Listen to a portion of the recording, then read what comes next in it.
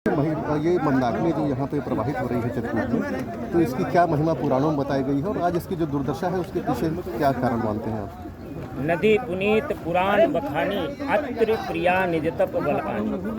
जो भगवान के चरणों से गंगा निकली थी, जिसको ब्रह्मा जी ने सत्यलोक में रखा था, और जब भगीरथ की तपस्या से उन्होंने गंगा को धरती के लिए प्रवाहित किया, तो भगवान शिव ने अपने जटाओं में धारण किया, और वो धारा जब छोड़ा उन्होंने तो 3 भाग में विभक्त हो गई। एक तो चली गई वेग के कारण पाताल लोक को, जिसे भोगावती कहते हैं, और एक चली आई भगीरथ के साथ भागीरथी कहलाई, जो धरती पर प्रवाहित है, और एक देवलोक को चली गई जिसको सुरसरी कहते थे।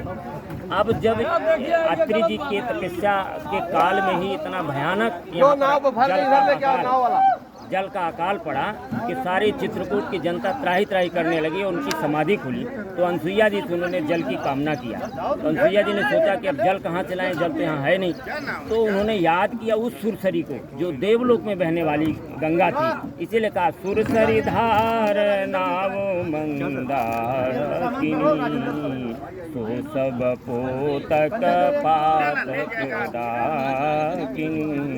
उस माँ भगवती ने आह्वान किया तो देवलोक में बहने वाली सुरसरी धरती पर आ गई सहस्र धाराओं में मंदाकिनी के रूप में। चूँकि मंदराचल पर्वत से निकली 1000 धाराओं में, इसलिए इनका नाम मंदाकिनी हो गया, और मंद प्रवाह होने के कारण भी इनका नाम मंदाकिनी हो गया।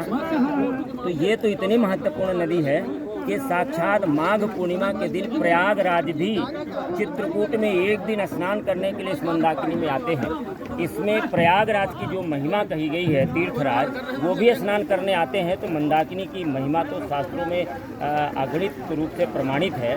पर अब एक समय ऐसा आया जब मंदाकिनी लगभग अपनी अविरलता को खोती हुई चली जा रही थी, तो उसमें हम तमाम समाज, यहाँ के साधु संत महात्मा समाज सेवी, गायत्री परिवार ने तो 1995 से इस अभियान को चलाया हुआ। 86 में शुरुआत की, 95 से कंटिन्यू किया, और आज तक उसको जन प्रेरणा का विषय बनाया गया कि लोगों को समझ में आए कि मंदाकिनी बची तो हम बचेंगे। ये चित्रकूट की शान है, अविरलता इसकी अनिवार्य है।